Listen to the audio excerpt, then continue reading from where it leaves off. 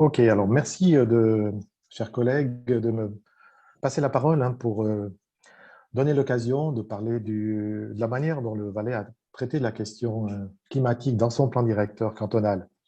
Une fois n'est pas coutume, le Valais a été l'un des premiers, je crois, à traiter cette question, à l'introduire dans son plan directeur cantonal déjà en 2016 et dans le cadre du plan directeur cantonal qui a été approuvé par le Conseil fédéral le 1er mai 2019. Ce que je me proposais de faire brièvement, c'est de rappeler enfin, le rôle central de l'aménagement du territoire, mais on pourra aller assez vite sur cette question-là, puisqu'on est tous assez d'accord. Je préciserai un petit peu Hallo, ciao. comment le Los, ik ben gerade changement am Sprung. climatique, pardon, comment le changement climatique a été pris en compte dans le plan directeur cantonal valaisan. Et puis maintenant, la dynamique est lancée et les initiatives qui ont lieu en Valais en lien avec cette thématique, et puis quelques remarques conclusives. Le premier point, je pense qu'il est largement connu, l'aménagement du territoire. Comme vous le savez, est le passage obligé de toute politique, projet incident spatial, donc y compris pour les questions climatiques. Et puis que l'aménagement du territoire et le professionnel de l'aménagement du territoire est a priori bien placé pour traiter toutes ces questions, toutes ces problématiques qui émergent dans la société. On a parlé de la transition énergétique, la promotion de la biodiversité, la question de l'équité, du genre et la protection du climat, évidemment, puisqu'on a l'habitude de travailler de manière interdisciplinaire, d'effectuer la pesée d'intérêts multiples.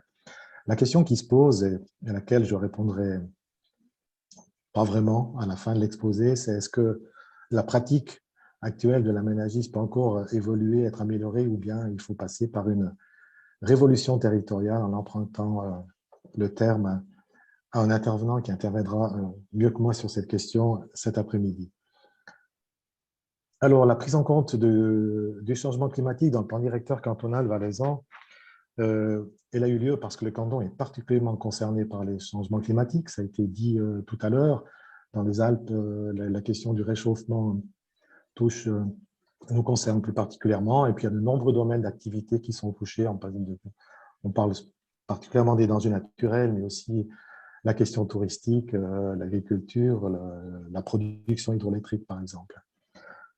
J'aimerais aussi ici maintenant rendre hommage en fait au rôle pionnier de la commune de Sion, parce que c'est un peu grâce à eux que la question climatique a été traitée assez tôt dans notre plan directeur, puisque la commune de Sion avait participé à un projet modèle dès 2014, le projet Acclimatation, qui a donné lieu à des publications, à toute une série d'actions, et dont on verra d'ailleurs quelques exemples tout à l'heure. Et c'est un peu à travers cette démarche de la ville de Sion que le canton a été aussi interrogé sur ce qu'il comptait faire pour traiter cette question à l'échelle du canton.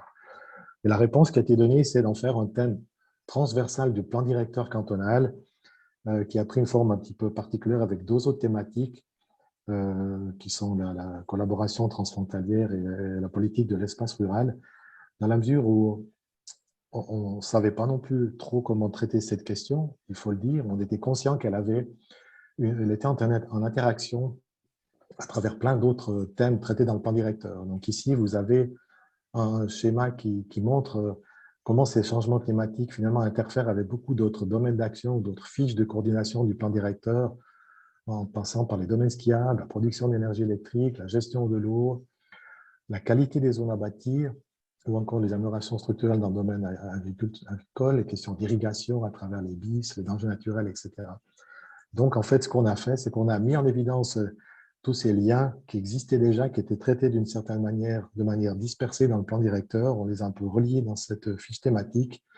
Et puis, on a déduit un certain nombre de principes généraux qui sont repris, en fait, des thèmes que j'ai abordés, que j'ai cités tout à l'heure. On n'a pas inventé de nouveaux principes, mais on a regroupé tous ces principes qui existaient déjà dans ces thématiques et qui traitaient directement ou indirectement cette question climatique. Donc, à ce stade, dans le plan directeur, on n'a pas encore de mesures spécifiques. On ne parlait pas encore notamment de l'élaboration d'un plan climat cantonal, ce qui est aujourd'hui le cas. Alors, précisément, aujourd'hui, un plan climat cantonal est en cours d'élaboration et la question des thèmes d'aménagement du territoire, elle est évidemment traitée aujourd'hui. Notre service est représenté dans les différents groupes de travail. Je siège aussi copile ou la direction stratégique qui pilote ce plan climat.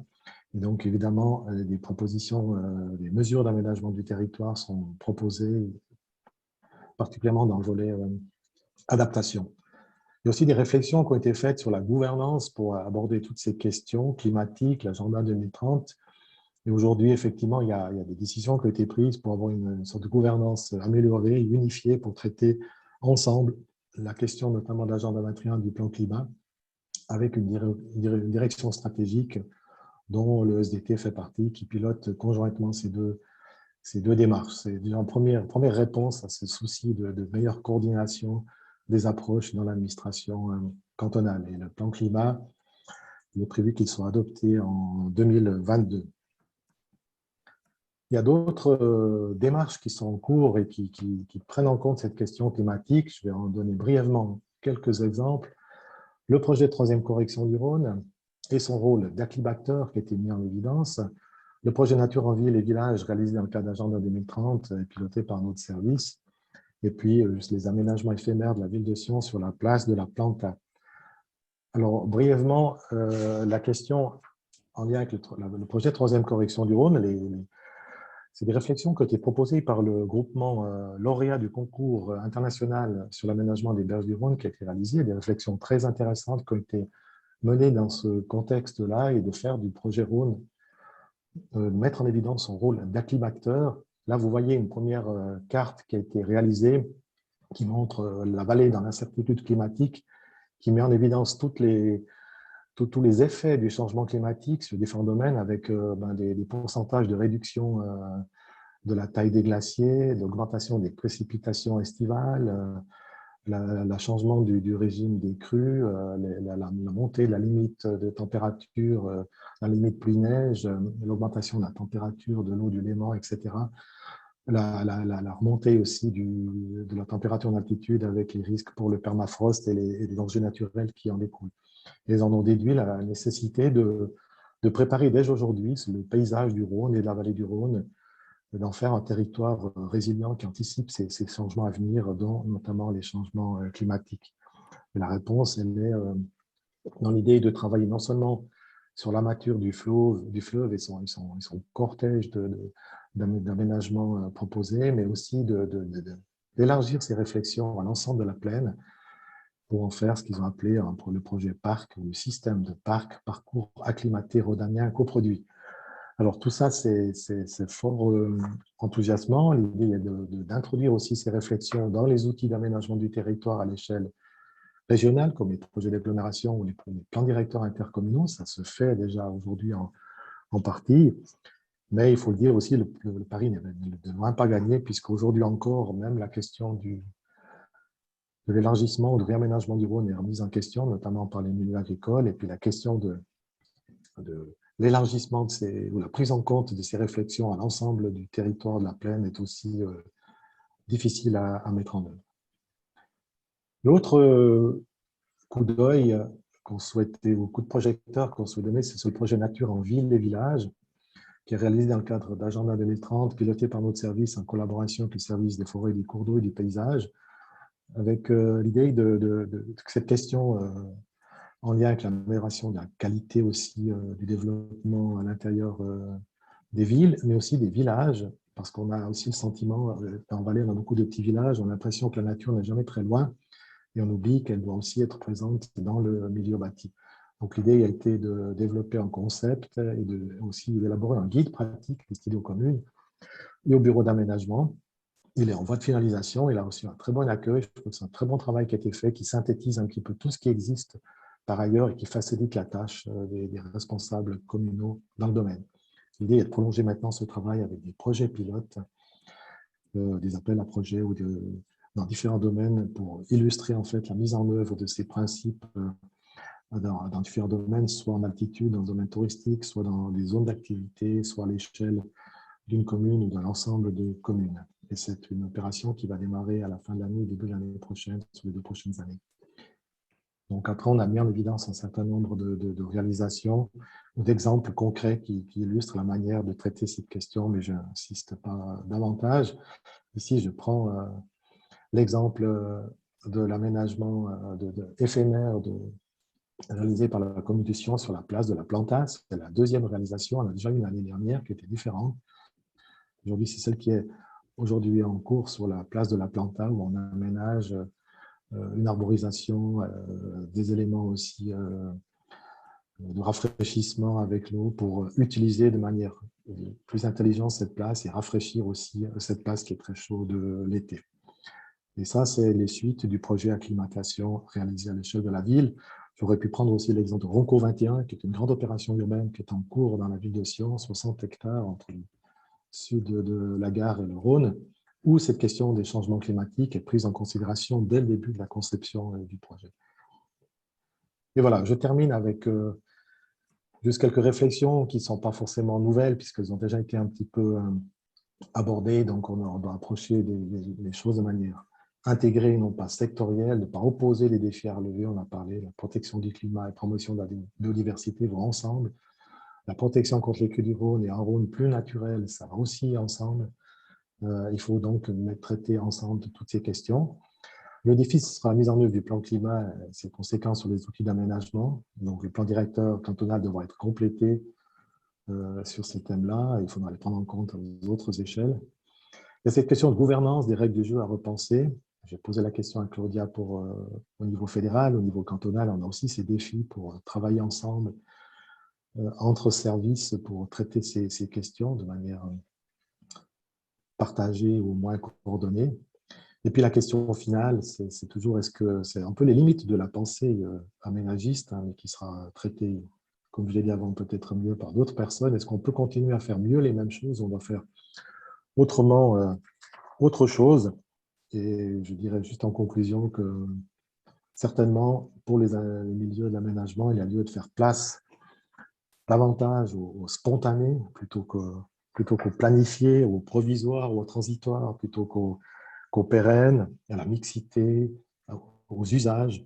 Je pense que c'est des approches en tout cas qui doivent nous inspirer pour la suite dans la pratique de notre discipline. Voilà, je vous remercie de votre attention.